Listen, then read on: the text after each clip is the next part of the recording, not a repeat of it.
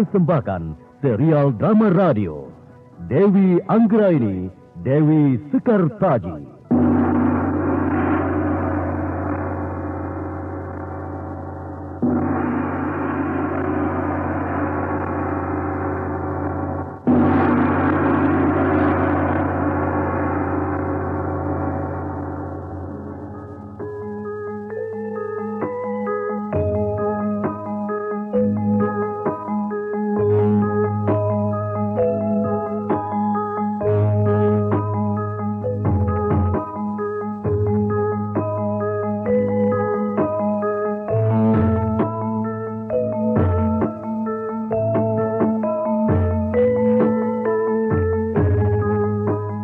Romo Prabu, tidak ada wanita yang akan kucintai dan kunikahi selain Dewi Anggraini.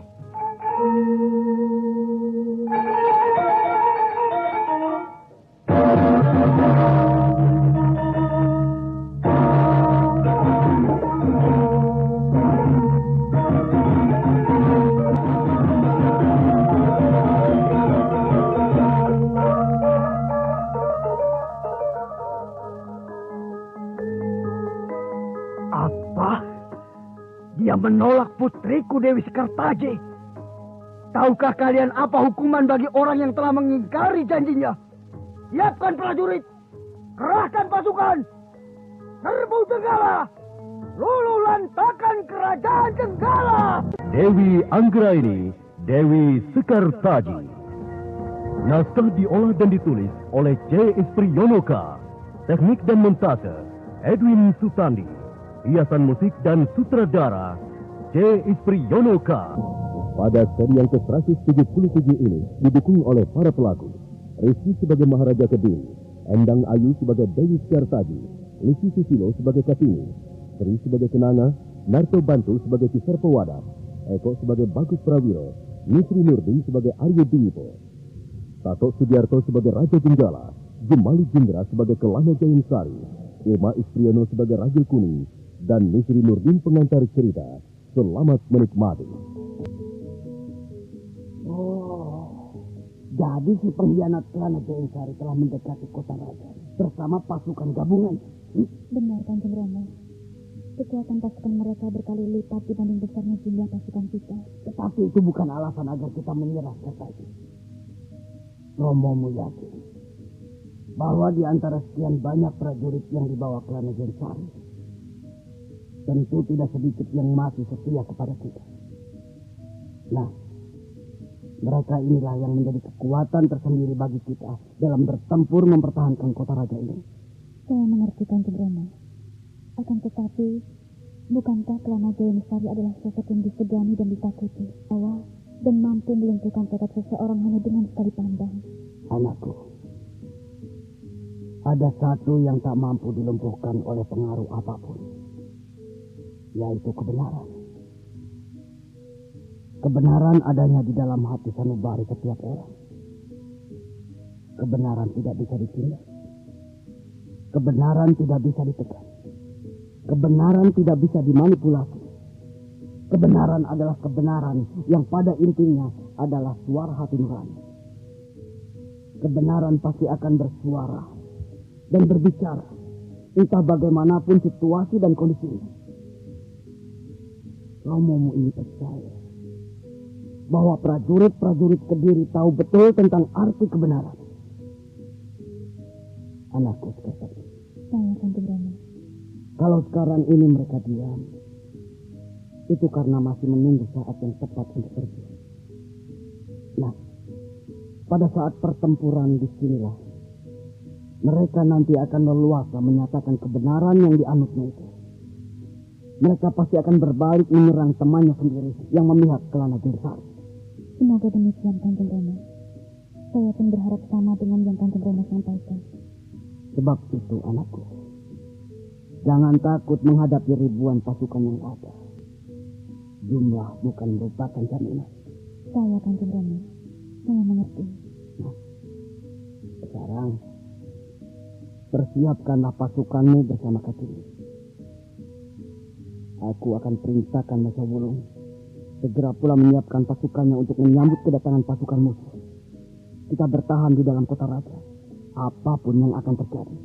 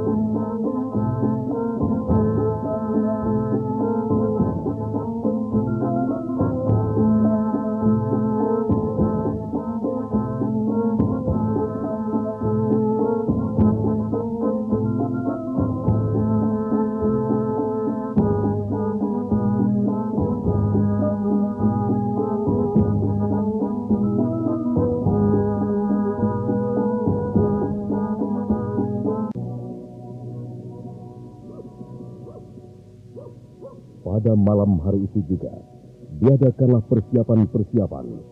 Mahisa Wulung menyiapkan pasukan pria, sedang Sekar Taji dibantu Kartini menyiapkan laskar wanita. Segenap sudut dan pelosok kota dijaga. Perondaan pun sudah dimulai.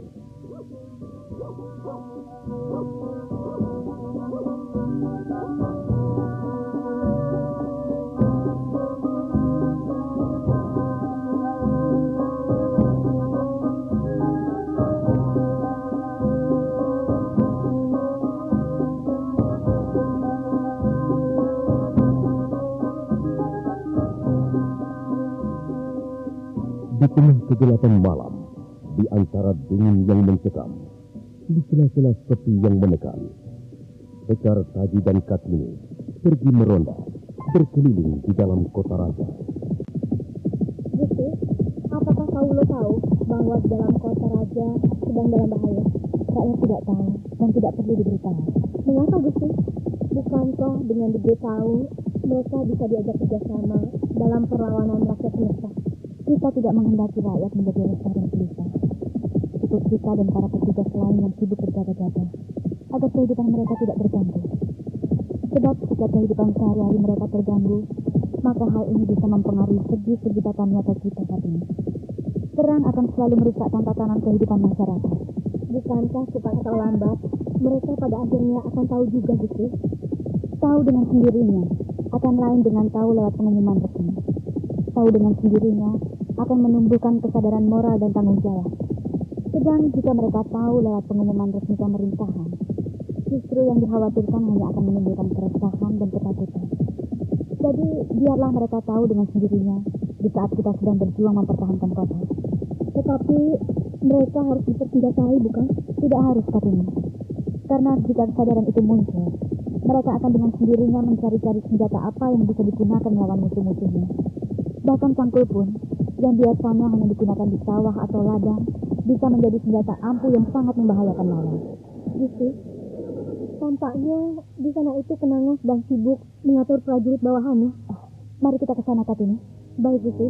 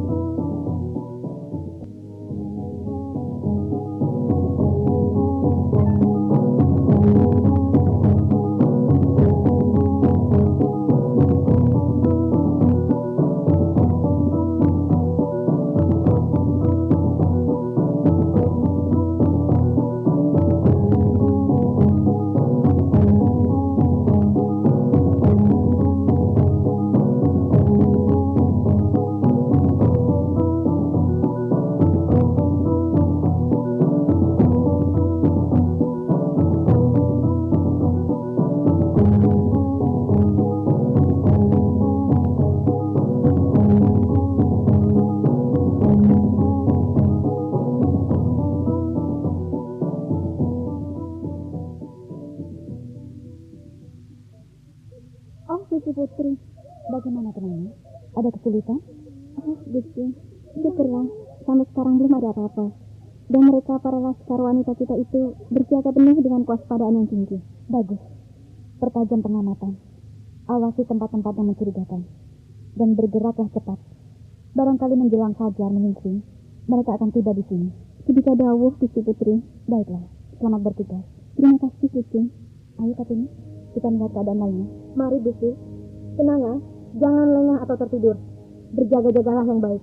Terima kasih, Yang Mulia Katini.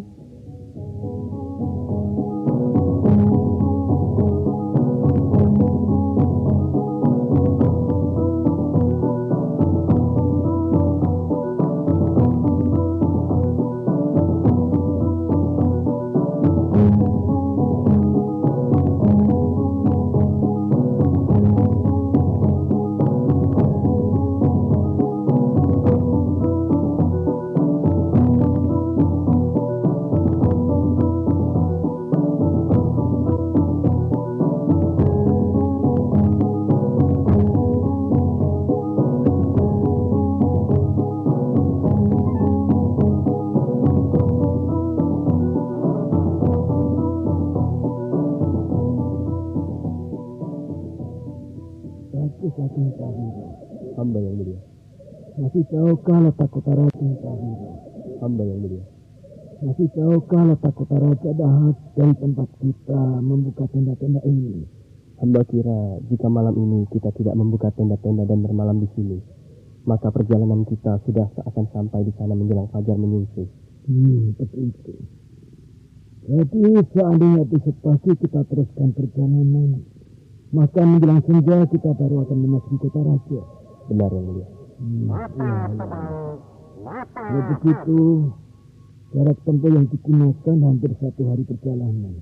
Kurang lebihnya begitu yang mulia.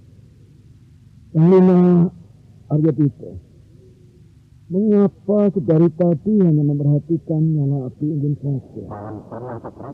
Apakah ada sesuatu yang membuat Panglima bertanya-tanya? Aku tidak bisa membayangkan bagaimana tanggapan kota Raja Daha nanti bila mereka melihat kedatangan pasukan dengan jumlah yang begini besar. Iya. Aku mengerti maksud Panglima. Kita khawatir akan timbul salah tafsir dari pihak mereka. Mereka pasti akan terguncang dengan hadirnya pasukan yang berjumlah begini besar. Mereka pasti akan menarik menghunus pedang dan tombak, serta mengarahkan anak-anak panahnya ke arah kita. Nah, apakah kita akan terus berjalan masuk ke dalam kota raja di bawah hujan panah mereka? Apakah sudah kesampaikan hal kekhawatiran itu kepada Ingkang Sinuwun? Belum. Mengapa? Ingkang Sinuwun pada akhir-akhir belakangan ini sepertinya sedang tidak mau diganggu. Tetapi Leo harus tahu Aryabhita. Bagus. Ada apa, Panglima? Bukankah kau lebih dekat pada Ingkang Sinuwun? Cobalah kau katakan pada beliau hal kekhawatiran kita tadi.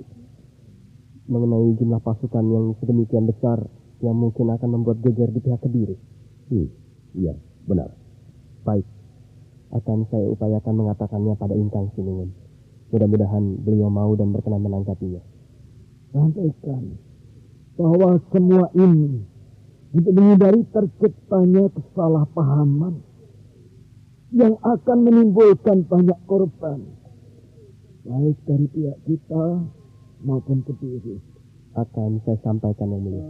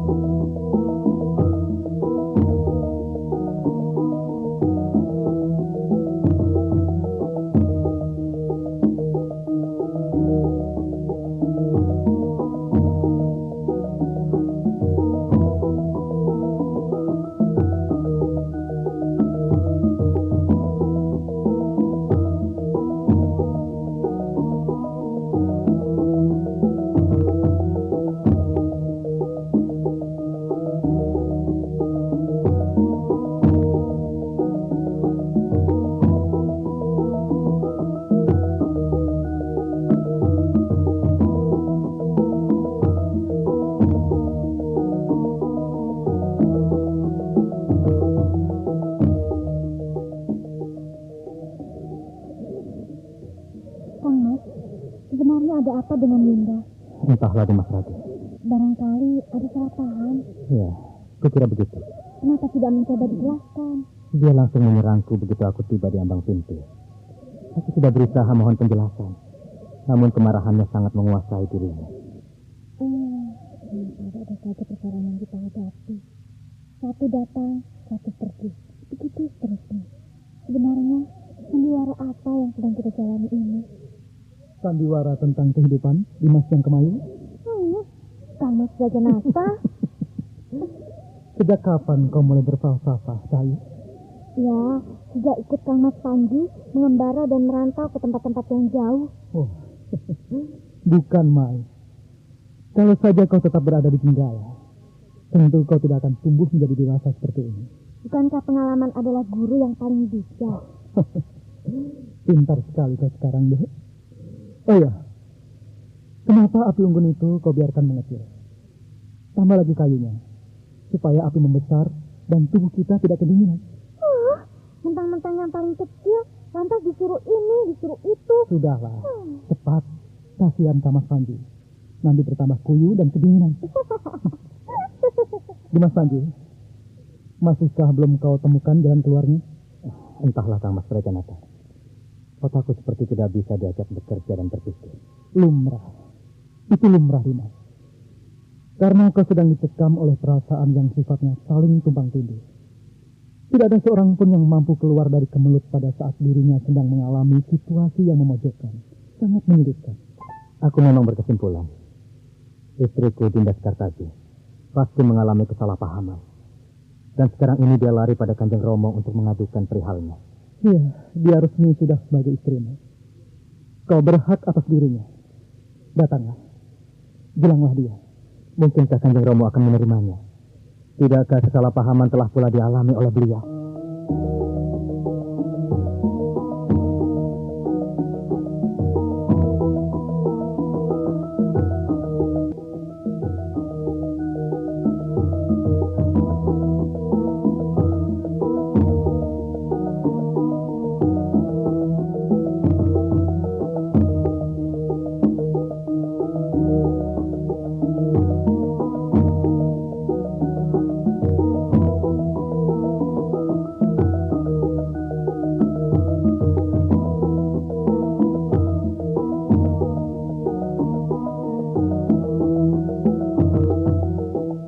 Keluarga kerajaan Jenggala telah bertemu dan berkumpul.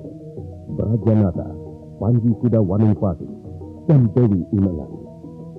Persoalannya adalah, bagaimana caranya masuk ke kota raja tanpa konflik senjata? Sembah hamba Ingkang Sinuwun. Ada apa, Bagus Prawiro? Sebelumnya, ampunkan saya karena mengganggu pembicaraan keluarga kerajaan. Tidak mengapa, katakanlah, ada apa? Saya, Aryo Dwipo dan Ki Sato Wadas merasakan kekhawatiran yang teramat sangat dengan muhibah kita ke kerajaan Kediri ini. Sebutkanlah alasannya, Bagus. Alasan kami karena melihat jumlah pasukan dengan kekuatan yang sedemikian besar. Apakah hal ini tidak akan membuat rakyat kota raja gegeran dan prajurit-prajurit Kediri menghunus menyiapkan senjata? Apakah tidak ada kebijakan lain agar kita terhindar dari tindak kekerasan saat memasuki kota Raja Daha? Iya. Benar. Kang Mas Brajanata, mengapa tak dikirim saja seorang prajurit utusan ke Daha untuk mewartakan bahwa kedatangan kita, muhibah kita adalah dengan misi perdamaian, bukan perang? Saya setuju dengan usulan Den Ayu. Dan sebaiknya utusan itu nanti membawa bendera putih yang terselip berkibar di punggungnya. Agar dari kejauhan sudah tampak bahwa prajurit yang datang membawa berita perdamaian, Ingkang Sinuwun. Iya. Tapi tidak akan semudah itu, Bagus. Mereka tentu terlebih dulu akan curiga. Bukankah dalam peraturan perang, bendera putih harus dihormati sebagai tanda suatu perdamaian? Jika tidak ada yang berani menjadi prajurit utusan, biarlah aku saja, Kang. Tenanglah, Unengan. Pekerjaan itu tidaklah ringan. Karena selain nyawa taruhannya, juga tugas yang diembannya cukup berat. Orang itu nanti harus pandai berbicara di hadapan Sri Maharaja Kediri. Bagaimana jika saya saja, Ingkang Sinuwun? Tidak. Kau justru bekas pimpinan las. Kau bisa dituduh pengkhianat negara. Lantas siapa? Paman Kebo Pandogo? Kakak Meme? Paman Aryo Dwipo? Atau Ki Sato Wadas? Semua diam. Tak ada yang bisa melanjutkan pembicaraan. Karena tugas itu memang tidak ringan. Selain dituntut kepandaian di dalam berkata-kata di hadapan Maharaja Kediri, juga dituntut keberanian serta kemampuan ulah kanuragan yang tinggi. Malam pun hampir mencapai batas dinding waktu dini hari. Serangga malam hutan terus memainkan simfoninya. Sesaat setelah keheningan itu, tiba-tiba Aku yang akan bertindak sebagai prajurit utusan pembawa perdamaian. di pagi benar, saat matahari belum menampakkan diri, Kelana Jayeng Sari atau Panji Kudawaningpati telah berada di atas kudanya menuju kota Raja Daha, ibu kota kerajaan Kediri.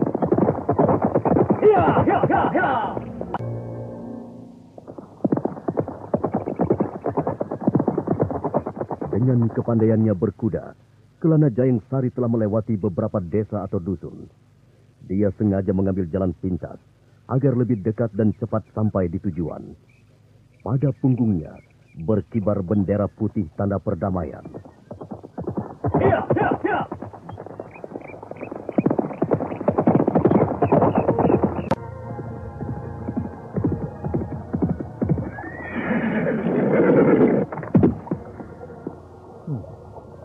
Sudah sampai di mana aku sekarang? Iya. Kalau tidak salah, ini adalah daerah terdekat menuju kota raja. Iya. Kurang lebih 2 atau 3 desa lagi, aku sudah akan sampai di sana. Aku istirahat sebentar untuk minum di parit berair jernih. Tentu kudaku pun haus dan butuh istirahat.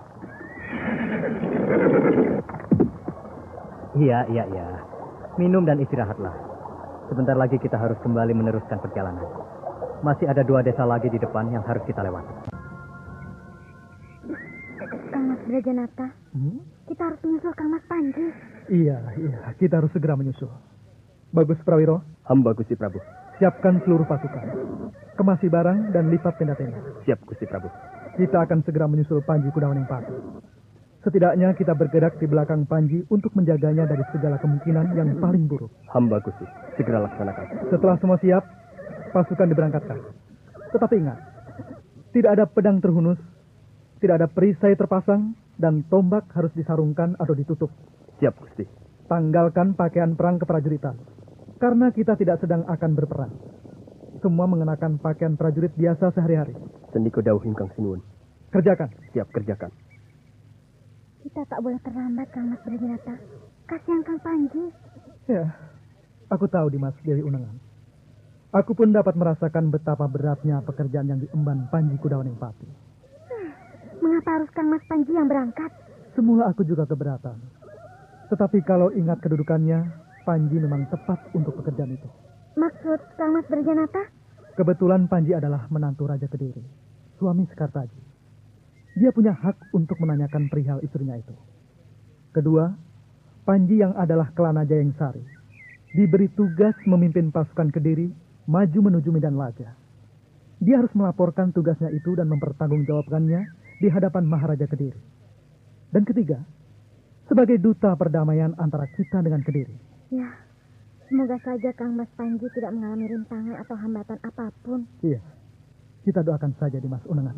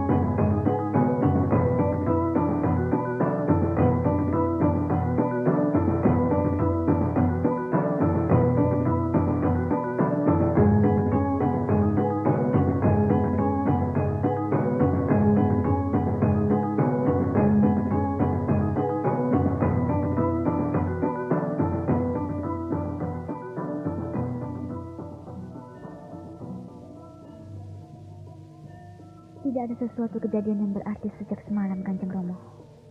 Kalian meronda berdua semalam? Hamba Sri Baginda. Semalaman keadaan kota raja berjalan sebagaimana adanya. Tenang dan aman-aman saja. Baiklah. Kalian berdua sebaiknya pergi istirahat. Jangan terlalu dipaksakan. Matur nuwun, Kanjeng Romo. Hamba Sri Baginda. Terima kasih. Semoga saja siang ini tidak ada sesuatu kejadian. Sehingga kalian bisa istirahat dengan tenang. Tetapi biar bagaimanapun juga, saya tidak bisa, Kanjeng Romo. Iya. Iya. Romo tahu perasaan yang ditinggal oleh suami tercinta. Suami yang rupanya tega mengkhianati negaranya, mertuanya, dan tugas yang dipercayakannya. Sakit hati yang tidak akan terobati, Kanjeng Romo. Saya sungguh menyesal. Menyesal? Apa yang kau sesali, putriku? Mengapa justru saya yang melihat kejadian itu? Masih terbayang jelas di pelupuk mata. Bagaimana dia menghampiri musuhnya, lalu menanggalkan pakaian perangnya, dan terakhir pedang dan perisai di tangannya. Lalu dipeluknya sang musuhnya itu dengan erat-erat. Biadab, kejam, tidak tahu diri. Iya, sudahlah putriku. Sudah, Nduk. Jangan menangis. Malu pada Kartini yang ada di sampingmu itu. Sudah. Maafkan aku, Kartini. Aku terlalu emosional. Tidak mengapa, Gusti Putri. Hamba pun dapat merasakannya. Setidaknya sebagai sama-sama wanita. Meskipun saya belum berkeluarga.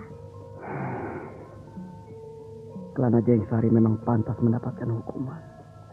Berat maupun ringan. Pengawal. Ada apa? Mengapa tergopoh?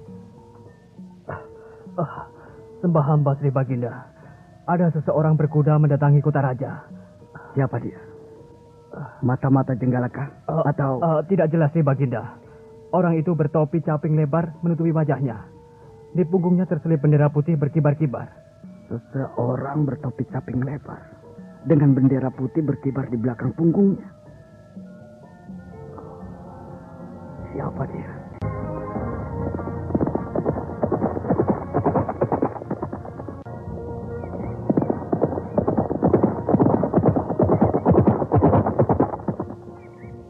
Seekor kuda melintas cepat. Penunggangnya seorang pemuda bertubuh gempal dan kekar. Wajahnya terlindung oleh topi caping yang lebar, membuat siapa saja yang dilaluinya tidak dapat melihat jelas wajahnya. Pakaiannya bak seorang petani, namun tak ada cangkul atau sabit tergantung di pelana kudanya.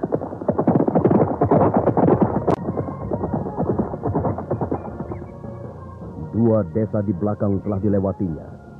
Kini lari kuda itu mengarah pada suatu daerah yang dinyatakan sebagai pintu masuk ke kota raja.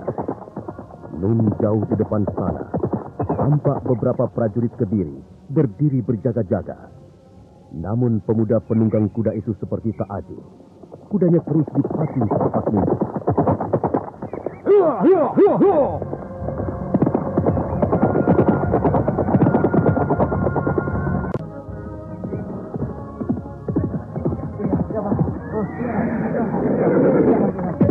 Berhenti! Turun dari kudamu dan jawab. Siapa kau? Dari mana? Hendak ke mana? Dan ada maksud apa? Hah? Aku orang kota Raja Daha. Tempat tinggalku di sana. Hendak pulang bertemu istriku. Dan aku baru saja jalan-jalan keluar kota untuk menghirup udara segar. Apakah jawaban itu bisa kupercaya? Aku sudah menjawab sejujurnya. Baiklah. Kalau begitu, buka topi capingmu. Juga cadar yang menutup hidung dan mulutmu. Apakah ada peraturan yang mengharuskan warga kota raja tidak boleh memakai caping sebagai pelindung terik matahari dan cadar penutup hidung dan mulut agar terhindar dari debu yang berterbangan? Aku mulai curiga padamu. Jika benar kau warga kota raja, tentulah tidak keberatan memenuhi apa yang aku perintahkan. Seorang prajurit tidak boleh bertindak sewenang-wenang terhadap kawulanya. Karena menjadi prajurit adalah menjadi pelindung, pengayom, pengabdi rakyat. Bukan malah sebaliknya. Menakut-nakuti, menggertak, Lebih buruk lagi memeras. Tutup mulutmu ke sana. Nah, ini lebih parah lagi. Apakah menjadi kawulo tidak boleh buka mulut? Tidak boleh bersuara? Teman-teman prajurit, kurung orang ini dan tangkap. Jika melawan, bunuh saja. Ayo, bunuh saja. Bunuh.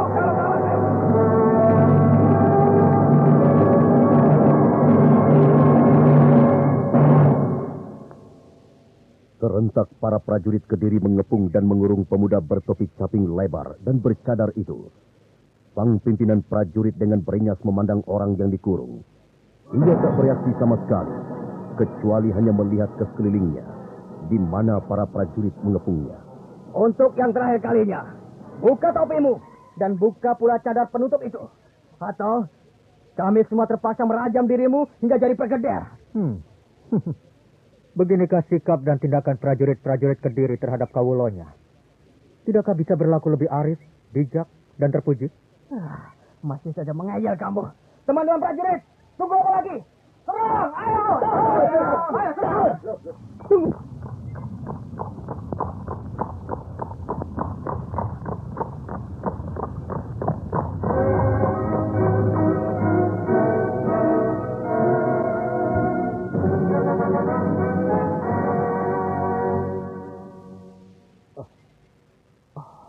Yang mulia Mahamentri, sembah dan hormat hamba yang mulia. Siapa orang ini, pimpinan prajurit? Dia mengaku warga kota raja yang mulia, tetapi tidak mau menyebut nama, tempat tinggal, dan melawan ketika diperintahkan membuka topi dan penutup wajahnya. Benarkah begitu orang asing? Mengapa diam? Ayo, jawablah.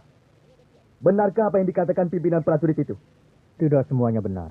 Lalu, ada beberapa yang dibuat-buat, dan aku tidak suka itu. Tidak suka? Apa alasannya? Seorang prajurit tidak selamanya harus bersikap keras terhadap rakyat. Maklumlah Kisana. Keadaan kota raja sedang dalam keadaan genting. Situasilah yang membuatnya harus bersikap waspada. Dan wajar, jika dia mencurigaimu hanya karena tak mau membuka topi lebarmu dan penutup mukamu. Aku hanya akan membukanya kalau itu terjadi di hadapan Sri Baginda Maharaja Kediri. Oh, jadi kau masuk kota raja karena hendak bertemu Sri Baginda? Iya. Apa keperluanmu bertemu dan menghadap Baginda Raja? Itu urusanku. Apakah kau mata-mata? Seorang mata-mata tidak akan menyerahkan diri seperti ini.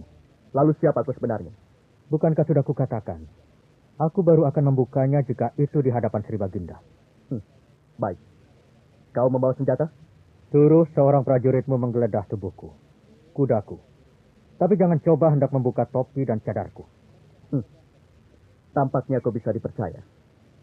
Tetapi tentunya kau juga tidak keberatan bila prajurit-prajurit ini ikut serta untuk mengawalmu sampai di hadapan Sri Baginda. Itu sama saja dengan penangkapan secara halus. Tapi aku tidak keberatan. Karena tidak ada pedang-pedang terhunus dan ujung-ujung tombak yang tertuju ke arahku. Baik.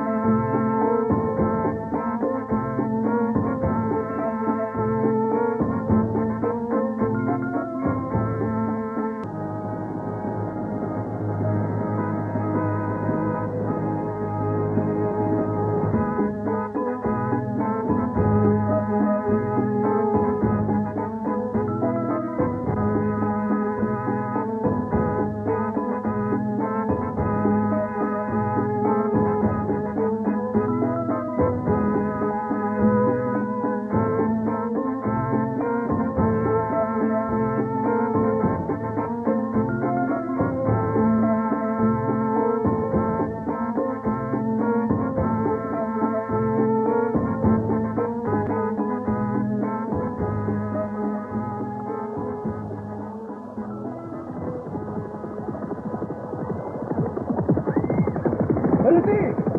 Habislah berhenti!